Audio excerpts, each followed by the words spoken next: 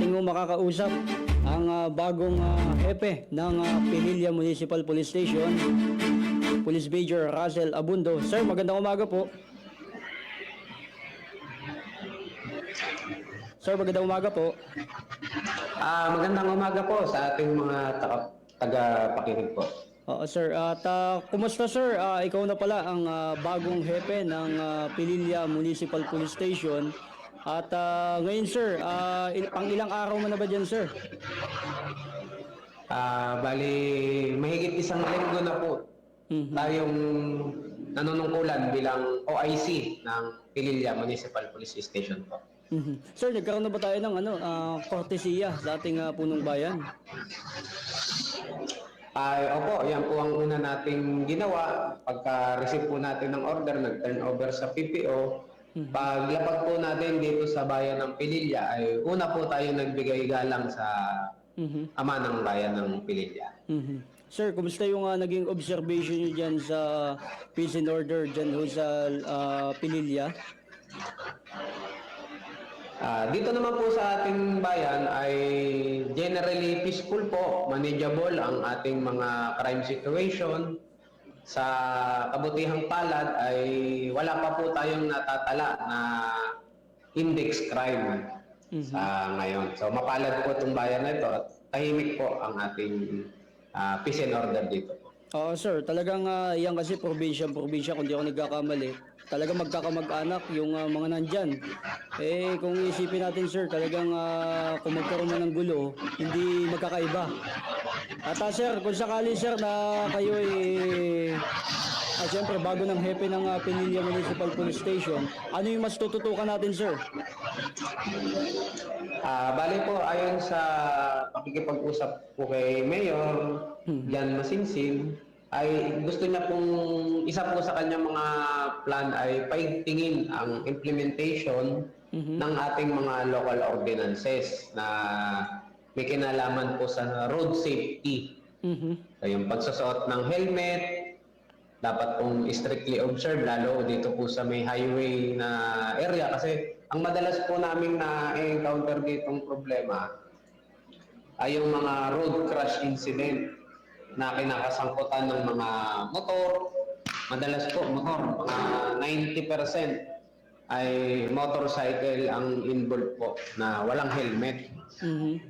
Kaya na babahala na rin kami na dapat mapababa yung insidente po na kinakasangkutan ng mga motorcycle accidents or road traffic.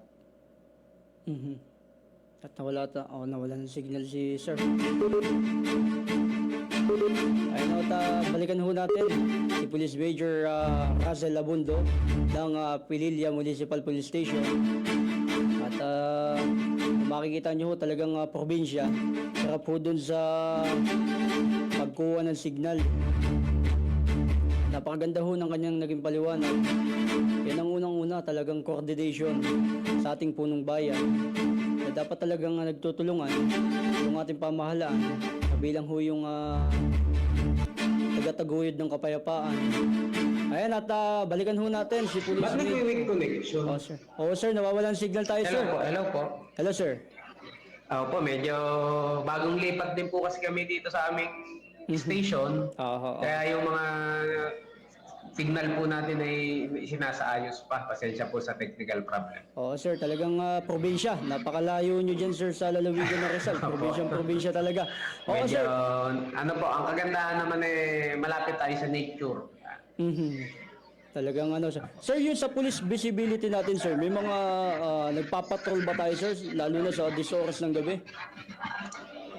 Opo, hindi po natin dapat pabayaan kahit po sabi ko nga generally peaceful at manageable ang ating peace and order, ay number 1 pa rin po sa aming gawain yan ang magpatrol sa mga business establishment, lalo na po dito sa may mga 24 hours na operations kagaya ng mga convenience store, gasoline stations, at maging doon po sa mga residential para maiwasan po natin ang mga masasamang aktibidades ng mga elementong ito. Sir, yung order nyo naman, sir, sa inyong hanay. At para mapanatili natin yung transparency ho dyan sa inyong estasyon, yung mga pulis hong hindi sumusunod. Ano sir yung magiging mensahe nyo doon?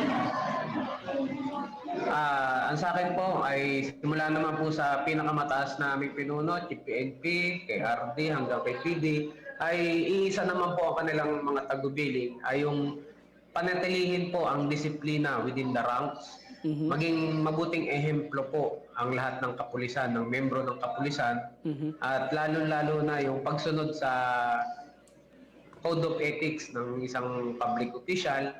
Dahil kami pong pulis ang salamin ng gobyerno natin. Lahat po ng tao may pangangailangan.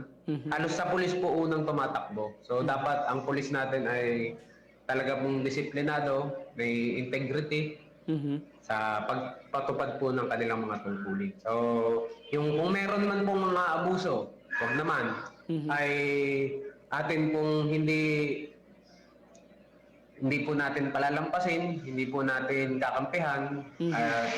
Kung ano po yung nararapat na disciplinary action na ipataw ay ipapataw po natin. Hindi po tayo mangingimik na huwag silang papanagutin.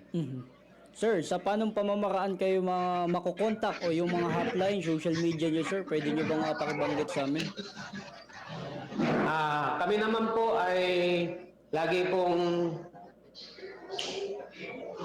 po ninyo makokontak sa numero ng aming police station na ito po, ito po i-issued phone. So kahit na po magpalit ng COP, ito po ay galing po sa karami po talaga. So hindi po namin pwedeng palitan po itong numero na ito. Go ahead sir. Ito po. Ito po, lagi pong may nakatao ditong duty po na police. Ito po, 0926 745 2936.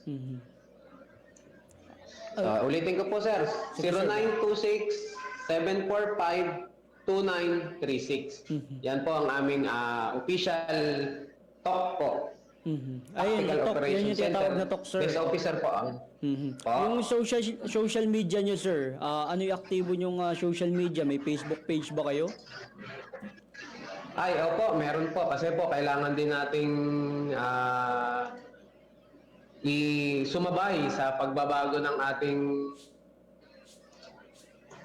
technology. Kami po ay meron pong yung aming official page po na Pililla Municipal Police Station po. Okay. Sir, Kung saan makikita nyo po yung amin pong mga activities, yan, ma-anti-criminality na mga post. So nakikiusap po ako sa mga tagapakinig po, taga-subaybay ng inyong programa na mag-like and share po sa aming pong official Facebook page, Pililla Municipal Police Station. Makakakuha po kayo ng mga updates, pwede po kayo mag-report. Pag kayo po ay nagawi dito sa aming bayan, ay isang message lang po, kami po ay sasagot po, tutugon sa inyong mga pangangailangan.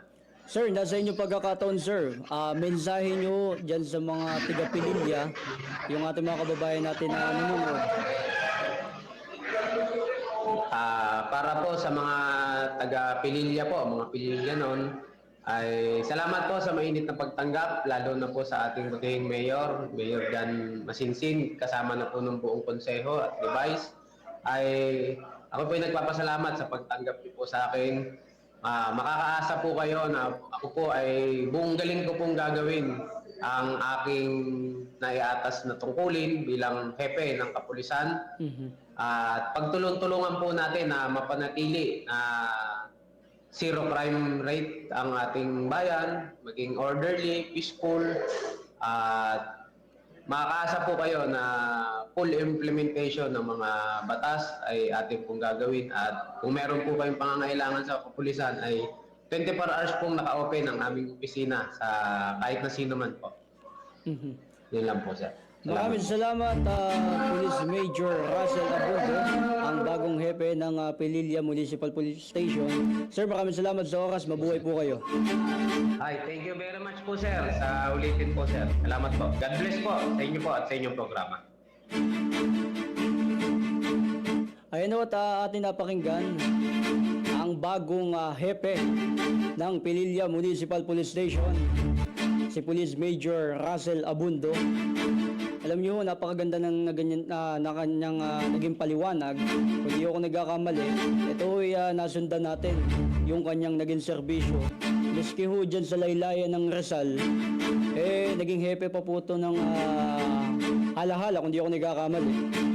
Talagang nakita ng ating provincial director yung napakagandang serbisyo nitong si Police Major Russell Abundo. Alam mo, tamang-tama yung sinasabi niya, importante yung coordination ng ating punong bayan sa tagapagtaguyod ng kapayapaan. Lalong-lalo ho sinasabi ni Major Abundo, madalas ho yung aksidente dyan ho sa Pililla, Rizal. Wala naman hong gaanong krimen, pero ho pasasalamat din natin. Normal naman ho ng isang stasyon na talagang hindi nawawalan ng problema. Sa kanila ho nakaakibat na yung samod-saring problema ng ating mga kababayan.